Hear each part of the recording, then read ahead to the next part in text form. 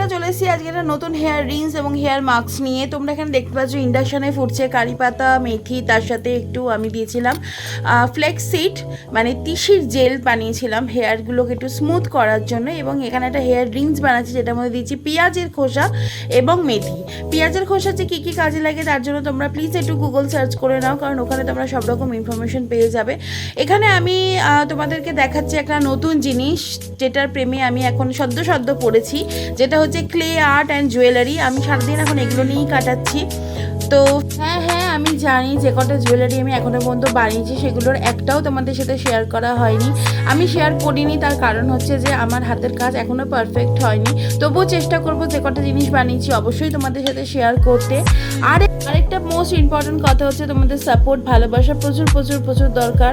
আর কি কন্টেন্টের উপর তোমরা ভিডিও দেখতে চাইছো সেটাও আমাকে কমেন্টে অবশ্যই জানাবে। তো আজ এই পর্যন্ত।